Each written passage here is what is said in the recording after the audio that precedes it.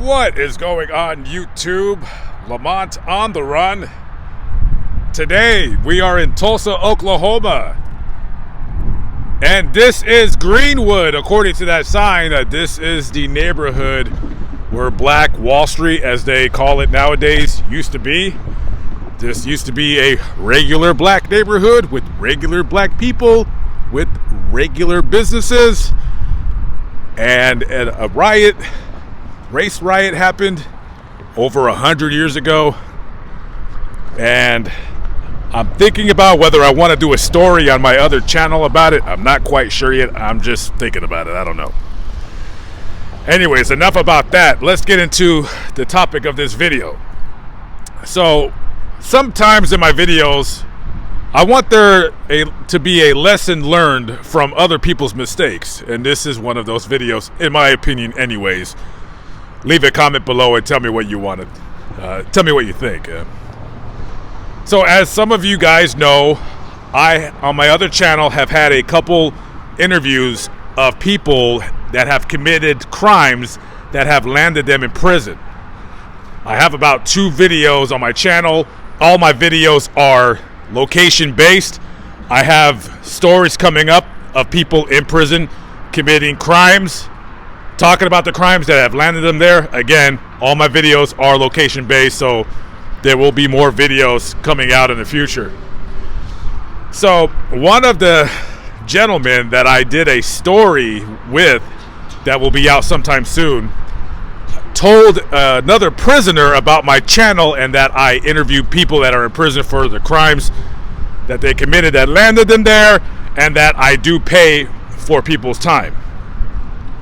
So this guy calls me, and I'm not going to say what city or state he's currently in. I'm not going to say his name. All I'm going to say is that he is a former gang member. He was affiliated with the Crips organization, and he killed multiple people. So this guy, he's not much older than me. He's never, ever, ever, ever getting out.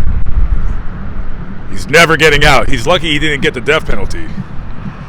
So we're talking for about maybe, I want to say 45 minutes. I'm telling him, he's telling me about his crime that he committed, about his life as a kid, and we're just talking whatever. And so after about 45 minutes, I gotta go because I got things to do. So I basically tell him, I said, listen, so here's how I do it. I pay X amount of dollars for each story that you can give me. On top of that, if you have another story where either you were a witness to a crime, you were a part of a crime, or you can give me some kind of audio that I could use for a YouTube future video, I will pay you for each story. I don't pay people for like a conversation where we're talking for an hour and a half and then I cut it up. No, I will pay you for each story. I'll give you X amount of dollars. So I tell them also, you can call in on a live stream every now and then I'll pay you just to call in and talk. On top of that, when the video comes out, I will put your inmate address, how to write you. If people want to send you money, if people want to send me money to send to you, maybe a girl thinks you're cute, I don't know, they'll contact you.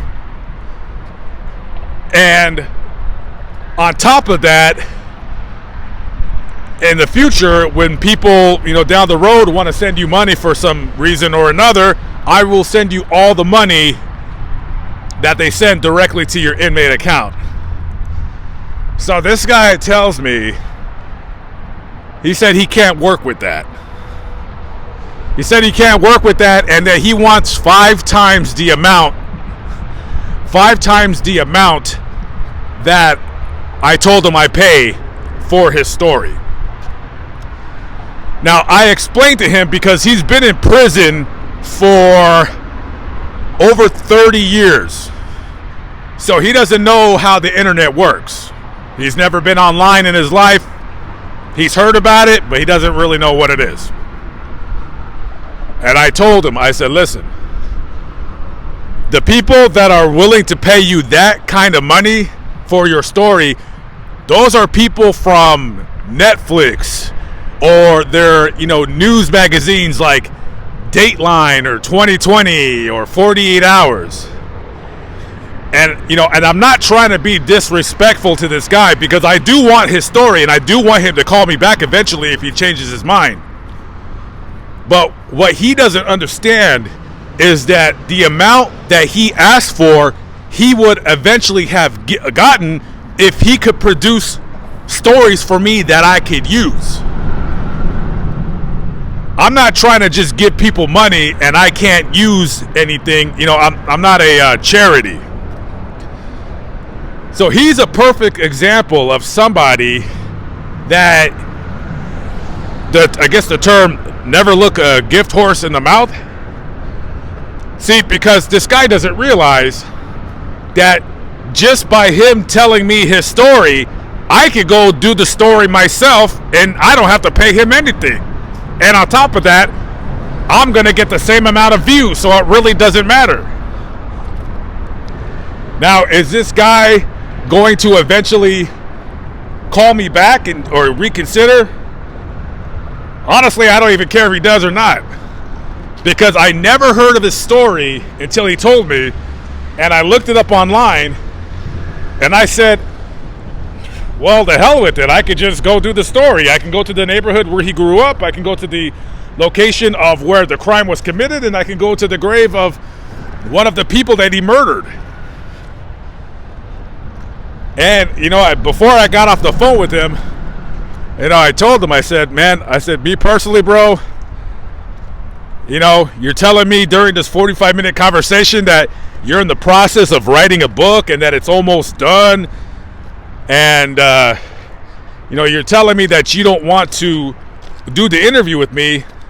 I mean, I'm not a big channel, I told him. I said, I don't make a lot of money. I'm not a big channel, but that would be decent publicity to start with, and then maybe somebody will see your story, somebody that has a much bigger platform, and then they would interview you. They could pay you money. You see what I'm saying?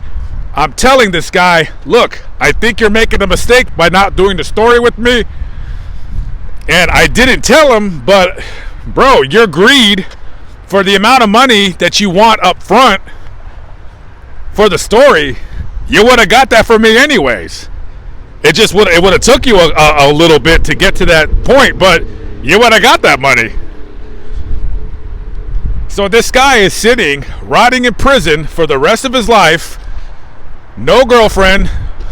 Well, he has a girlfriend, but they're not. There's no conjugal visits in prison. And nobody knows his story. Nobody knows who he is.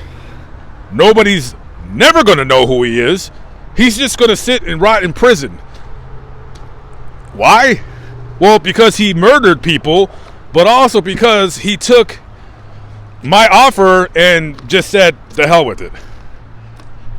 Now, maybe he'll call me back. Maybe he won't. Like I said, I really don't care if he does or not, because I already know his story.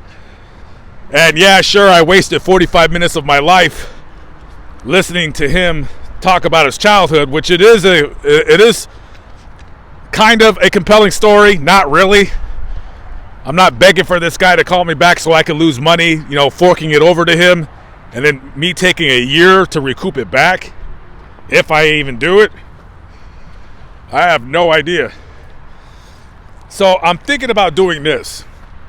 So this channel, man, originally I made this channel with the thought of me talking about, crime stories that I believe I'm never going to go to the location of where they occurred.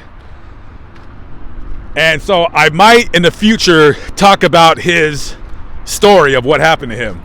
Or I might just go to the location whenever I get out there and just do it. I have no idea. I'm not really sure yet. I have to think about it.